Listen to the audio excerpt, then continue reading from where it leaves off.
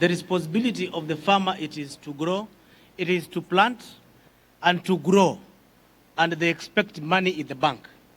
So in between there is a problem. To plant, to grow, to market, to get money in the pocket so as to pay school fees, medical bills, good housing, good diet, and ABCD.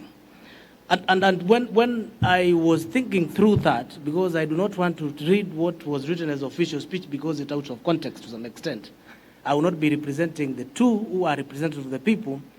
I've realized that the government and partners have a responsibility to facilitate the gap between planting, growing, and the money that should get into the farmer's pocket, which is the government and the partners present here, and they are here. And therefore, I think as a government, we have a responsibility to manage the problems on value chain addition and treasures. But more importantly, I want to say what we do as county assemblies.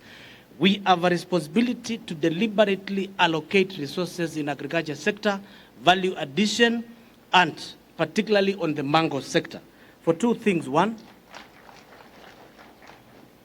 we must legislate, make deliberate laws that protects the farmers from the middlemen.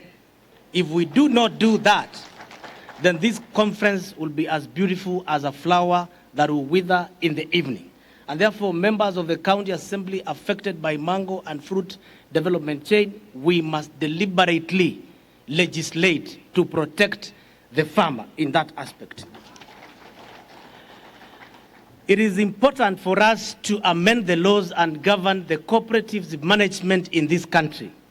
We have the national law, but every county has to domesticate laws that to manage the cooperatives management, because a lot of farmers' resources are being mismanaged in circles and cooperatives, and therefore farmers losing their investment.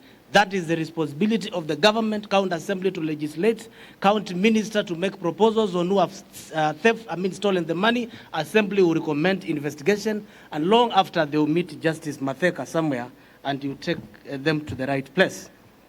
Now, thirdly, we have a responsibility to staff. I must confess, majority of staffers in all county governments are officers that were seconded in 2013 from the national government, and they're about to retire in the next 2 years, all of them. Counties must allocate resources in staffing, not in ward administration, not in civic education, so many of them, not in other sectors, but favorably favor the agriculture to have a technical officer, at least in every ward. That is the responsibility of the Minister for Finance, propose the budget to the county assembly so that we have the extension farmers. And then lastly, is supporting the marketing authority in every county. We have a law that is in place, but it requires financial autonomy, management, and the way it's going to run the affairs so that it is a body with corporate succession. It can make decisions, it can sue, it can be sued, it can engage any other development partner without necessarily being bogged down by the bureaucracies from the office of the governor to the village. I think that is important. And therefore, on behalf of the legislators, we have a take home, an assignment that we will do.